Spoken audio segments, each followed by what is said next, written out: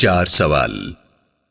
یہودیوں نے یہ بات سمجھ لی ہے کہ رسول اللہ صلی اللہ علیہ وآلہ وسلم ان کے ہر سوال کا جواب دیتے ہیں۔ ان کا خیال ہے کہ رسول اللہ سے ایک ہی وقت میں زیادہ اور مشکل سوال پوچھنے چاہیے۔ اب یہ 4 سوال لے کر آئے ہیں۔ انہوں نے پوچھا ہے، ابا قاسم، ہم تم سے 4 سوال پوچھیں گے، اگر تم نے ہمارے سوالوں کے جواب دے دیے تو ہم تم پر ایمان لے آئیں گے۔ رسول اللہ صلی اللہ علیہ وسلم نے فرمایا، اگر میں تمہارے سوالوں کے جواب دے دوں تو تم اللہ کو گواہ بنا کر کہتے ہو کہ تم مجھ پر ایمان لے آؤ گے۔ یہودی بولے، یقیناً ہم تمہاری تصدیق کرتے ہوئے ایمان لے آئیں گے۔ پہلا سوال، کچھ بچے ماں پر اور کچھ اپنے باپ کی شکل و صورت پر کیوں ہوتے ہیں؟ رسول اللہ صلی اللہ علیہ وسلم نے جواب ارشاد فرمایا، شکل و صورت میں کچھ بچے اپنی ماں پر اور کچھ اپنے باپ پر اس لیے ہوتے ہیں کہ اس کا تعلق ان کے نسب سے ہوتا ہے، اسی وجہ سے شکل و صورت بنتی ہے۔ دوسرا سوال، آپ ہمیں اپنی نیند کے بارے میں بتلائیے۔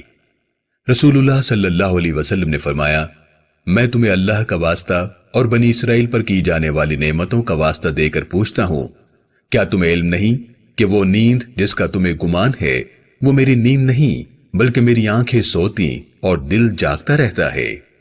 یہودی بولے، اللہ کی قسم ایسا ہی ہے، نبی کی آنکھیں سوتی اور دل جاگتا رہتا ہے۔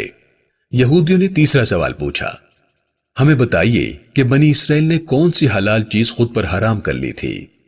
رسول اللہ صلی اللہ علیہ وسلم نے جواب ارشاد فرمایا، میں تمہیں اللہ اور ان نعمتوں کا واسطہ دے کر پوچھتا ہوں جو بنی اسرائیل پر کی گئیں، کیا تم نہیں جانتے کہ اللہ کے نبی یعقوب کے نزدیک سب سے پسندیدہ کھانا اونٹ کا گوشت اور اس کا دودھ تھا؟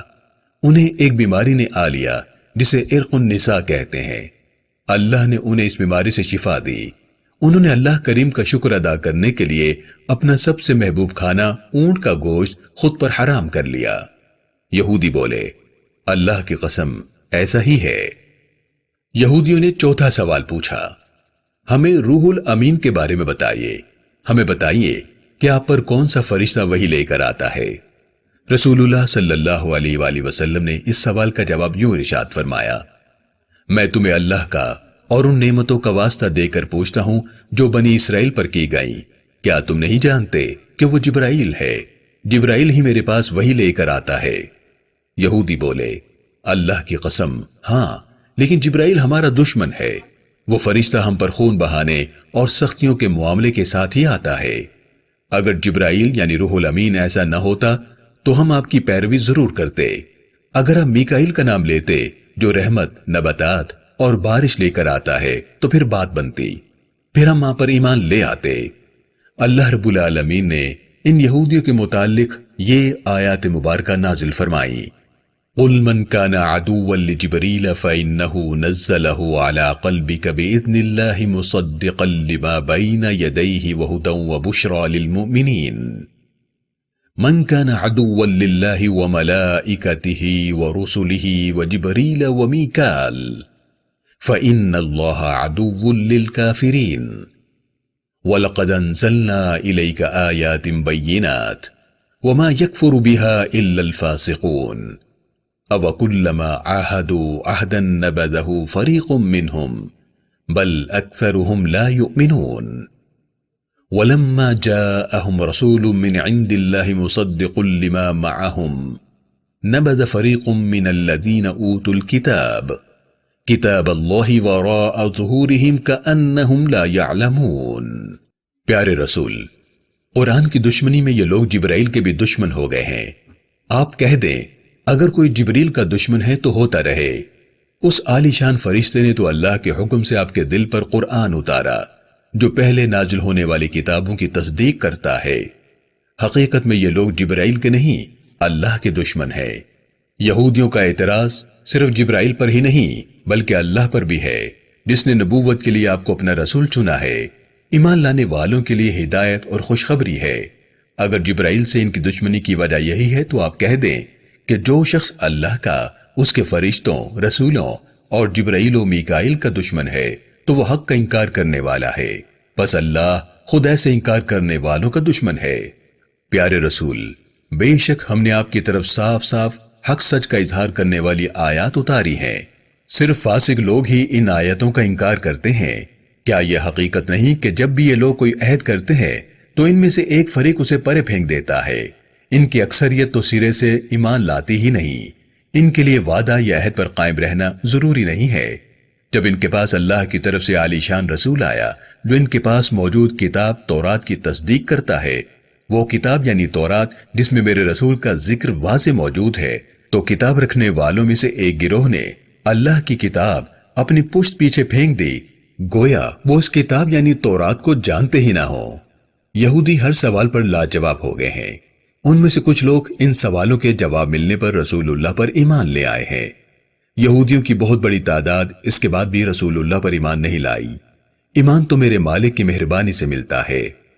اللہ کریم کا فرمان ہے، من ذا الذی یقرض اللہ قرضا حسنا فیضاعفہ لہ ولہ اجر کریم۔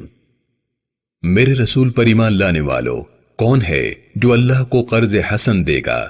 اللہ اس قرض کو کئی گنا بڑھا کر واپس دے گا، یہ بہت ہی اچھا اجر ہے۔ اس حکم سے مراد اللہ کی راہ میں خرچ کرنا اور لوگوں کی مدد کرنا ہے۔ اس طرح کے حکم اللہ کریم نے اور بھی مواقع پر دیے ہیں۔ یہودی بولے، ہم اللہ کے محتاج نہیں بلکہ وہ ہمارا محتاج ہے، کیونکہ وہ ہم سے قرض مانگتا ہے۔ فخاس نامی یہودی ان میں پیش ہے۔ یہودی اس بات پر اللہ اور دین اسلام کا مذاق اڑاتے ہیں۔ بنی خزرج کے سردار سعد بن عبادہ بیمار ہیں۔ رسول اللہ گدھے پر سواری کر رہے ہیں۔ اسامہ بن زید رسول اللہ کے پیچھے سوار ہیں۔ راستے میں ہی حبلہ کا محلہ آیا ہے جہاں کچھ لوگ بیٹھے ہیں۔ رسول اللہ ان کے پاس رک گئے ہیں۔ آپ انہیں اللہ کے دین کی دعوت دے رہے ہیں۔ اس مجلس میں مسلمان، مشرک اور یہودی موجود ہیں۔